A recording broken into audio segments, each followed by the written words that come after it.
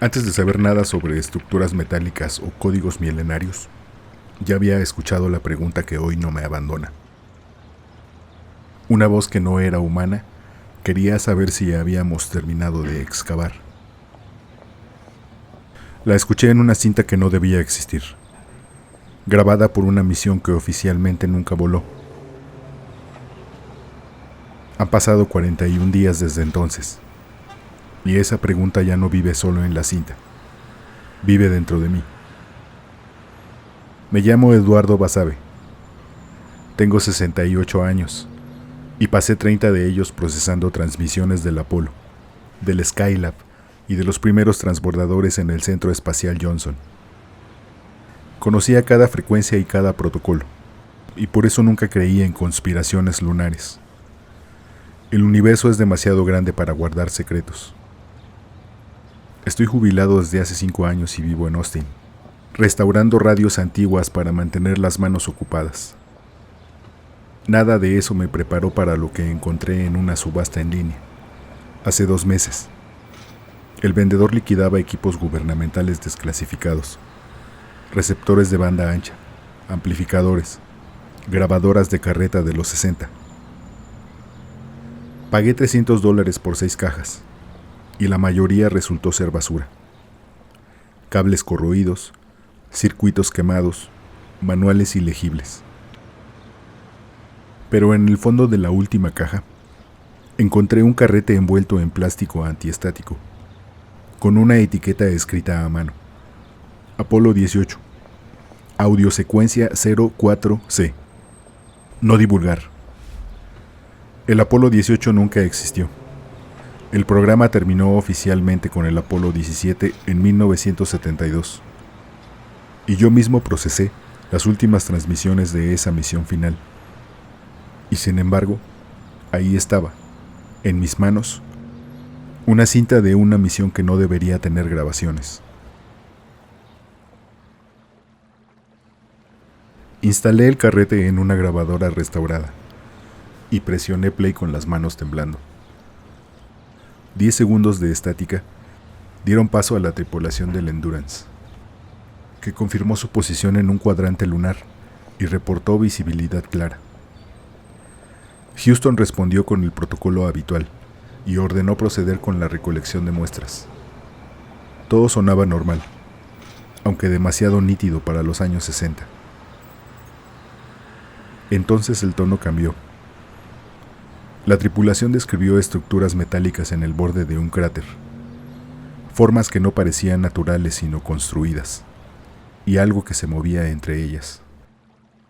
Houston pidió calma y una descripción más precisa, y la tripulación reportó un objeto del tamaño de un vehículo que se desplazaba en paralelo, manteniendo siempre la misma distancia, como si lo siguiera.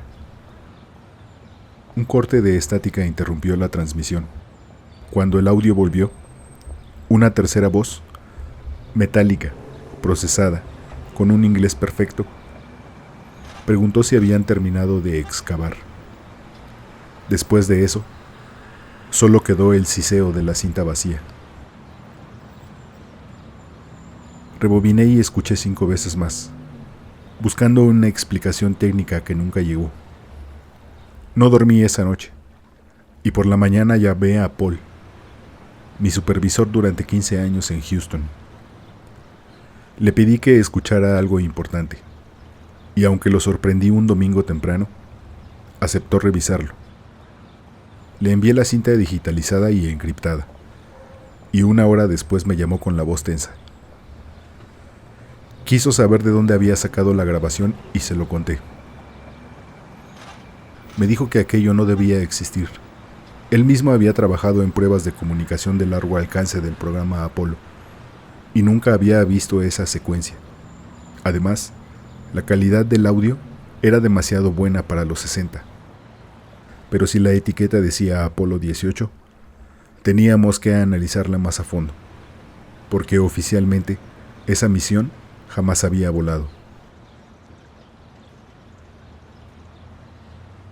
3 días después, Paul llegó a Austin con analizadores de espectro, software de limpieza de audio y bases de datos de voces de astronautas. Convertimos mi cochera en un laboratorio improvisado. Primero confirmó que las voces eran reales. Encontró coincidencias de tono y cadencia con Cernan, con Schmidt y con Evans, aunque ninguno de los tres había volado jamás en una misión llamada Endurance. Después descubrió un patrón oculto en el ruido de fondo, una señal modulada que no era aleatoria. 12 horas de procesamiento convirtieron esa señal en una secuencia binaria, y la secuencia resultó ser un par de coordenadas lunares en el mar de las lluvias. Paul explicó que oficialmente ahí no había nada, solo una planicie de lava solidificada, cerca de donde había alunizado el Apolo 15, sin reportar nada inusual. Pero admitió que siempre habían existido rumores, lecturas sísmicas raras, fotografías con sombras que no encajaban. Esa noche soñé por primera vez que caminaba sobre una llanura lunar bajo un cielo negro, sin levantar polvo con los pasos, mientras la voz metálica repetía su pregunta dentro de mi cráneo. Desperté empapado en sudor a las 3:47 de la madrugada, con la luna llena en la ventana, y ya no volví a dormir. Paul conocía a una criptógrafa en San Antonio, Natalia Reyes, de 28 años, y la contactó esa misma mañana. Ella escuchó la grabación una sola vez, y miró el código apenas 30 segundos antes de advertir que había demasiada densidad de datos para ser solo coordenadas. Trabajó 6 horas sin levantar la vista de la pantalla. Cuando por fin habló, su voz sonaba distinta, y giró su computadora hacia nosotros para mostrar algo que no esperábamos. Escritura cuneiforme sumeria, integrada en el código de una manera que, según ella, no debería ser posible. Tradujo lo que pudo con ayuda de bases de datos académicas. El mensaje decía que el código había sido escrito antes que nosotros, y que los lectores se convertían en transmisores. Había además símbolos que no coincidían con ningún registro conocido, anteriores incluso al sumerio. Paul se levantó de golpe y preguntó cómo algo anterior a la civilización humana podía terminar en una transmisión espacial de los años 60. Ninguno de los dos completó la idea que flotaba entre nosotros, que lo que esperaba en la luna era más viejo que la humanidad misma. Los días siguientes, Natalia se obsesionó con el código, y pronto, Paul y yo notamos que no era una obsesión normal. Trabajaba 18 horas seguidas, sin explicarnos ya lo que estaba haciendo. Una noche, cerca de las 3 de la madrugada, bajé al taller y la encontré inmóvil frente a la pantalla, con los labios moviéndose sin sonido sobre una sola cifra que se repetía: 0.63. 0.63. Le pedí que descansara, y me aseguró que estaba bien, que el patrón quería ser entendido, y que le faltaba poco. Debía apagar la laptop esa noche. En cambio, volví a la cama, diciéndome que hablaríamos en la mañana. A la mañana siguiente ninguno mencionó el episodio, pero yo cargué con esa negligencia como una piedra en el bolsillo. 3 días después, Natalia amplificó las frecuencias ocultas y descubrió que no eran estáticas sino pulsos regulares, espaciados exactamente cada 0.63 segundos, el tiempo que tarda la luz en viajar desde la superficie lunar hasta la órbita baja de la Tierra. Natalia rastreó el origen en 6 horas, las coordenadas exactas del mar de las lluvias, con lecturas sísmicas anómalas que se repetían cada 50 años terrestres.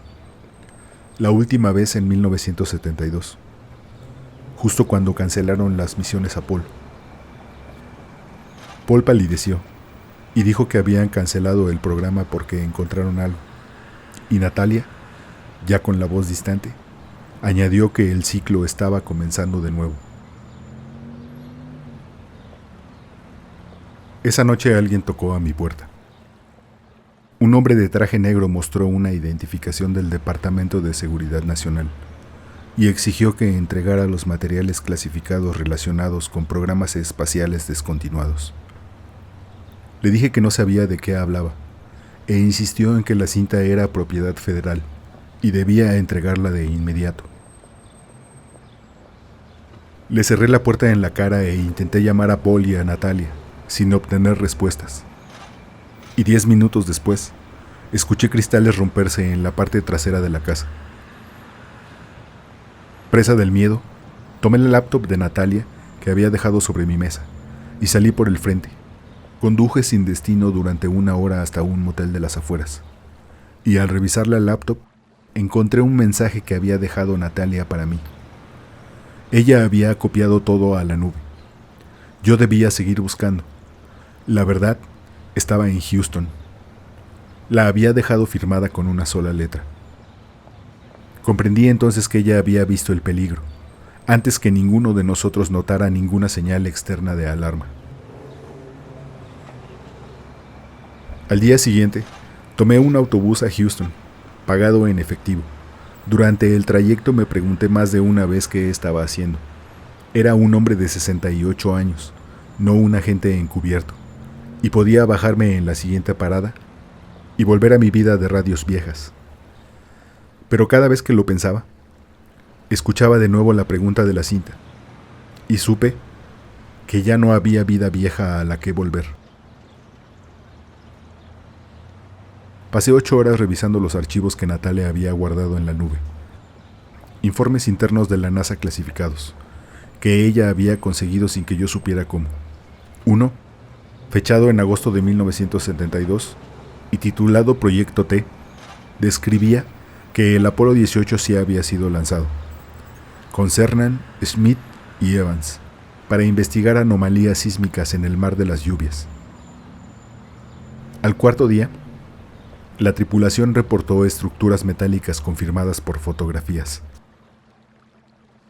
Al quinto día, el módulo lunar descendió parcialmente a una cámara subterránea, donde encontraron inscripciones en un idioma no identificado.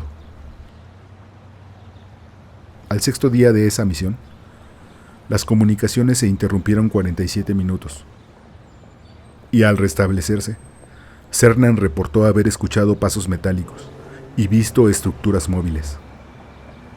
Al séptimo día, la misión fue abortada por orden directa. El informe recomendaba cancelar el programa Apolo por completo, bajo un protocolo llamado Black. Alguien había añadido a mano, en tinta roja, 3 palabras. El código responde. Me quedé mirando esas palabras un largo rato. No era pasivo, respondía. Llegué a Houston al anochecer y entré al Centro Espacial Johnson por una puerta lateral, con una credencial vieja que aún funcionaba. Bajé a los archivos muertos del edificio 30 y busqué durante horas con la luz de mi teléfono, hasta encontrar una caja etiquetada Proyecto T. En ella había material fotográfico. La mayoría de las imágenes mostraba paisajes lunares comunes, pero una era distinta. Era el interior de la cámara subterránea, con inscripciones que parecían brillar con luz propia, y en el centro, una figura humanoide de proporciones equivocadas, con brazos demasiado largos. En el reverso, alguien había escrito que no deberían haber respondido. Un ruido de pasos me heló, y me pegué a la pared conteniendo la respiración. Reconocí al hombre que había tocado mi puerta en Austin, con los mismos lentes oscuros, pasando frente a la puerta entreabierta. Me habían seguido hasta ahí. Volví al motel pasada la medianoche. Entonces noté que la laptop de Natalia estaba encendida, aunque yo juraría haberla apagado. En la pantalla había un video satelital de la superficie lunar, sobre las mismas coordenadas del mar de las lluvias. Una luz propia, pulsante, se elevaba despacio desde un cráter hacia el espacio. Debajo, un mensaje decía que ella no había podido resistir, que el patrón la había llamado, que todo encajaba, que aquello no era una advertencia sino una invitación. Intenté llamarla y rastrear su ubicación sin éxito. Natalia había desaparecido y me quedé con el teléfono en la mano, sintiendo una vibración dentro de mí. Los días siguientes fueron una espiral. Intenté contactar a Paul y a Natalia, sin resultado, como si los hubieran borrado. Pero la voz de la cinta no se borraba. La escuchaba despierto, desde una radio apagada, o desde dentro de mi propio cráneo, repitiendo su pregunta sobre la excavación con variaciones de tono, como si aprendiera a encontrar la frecuencia correcta. Después la voz empezó a decir que el lenguaje era la llave, que la llave ya estaba dentro de mí, que nosotros éramos los transmisores. La vibración que había sentido dentro de mí ya no se apagaba nunca del todo, y empecé a entender que el cuerpo se me estaba volviendo, poco a poco, un territorio compartido. Hoy sé que el código que encontramos en la cinta era una semilla, y que Paul, Natalia y yo fuimos el suelo donde germinó. He soñado con las letras, y he visto la cueva en la luna. Hay algo ahí que me llama. Esta noche voy a cerrar los ojos, y no voy a resistirme más. Voy a caminar hasta el final del camino lunar, hasta donde las voces me esperan. Tengo miedo, pero debajo del miedo hay algo que reconoce que esto siempre me estuvo esperando.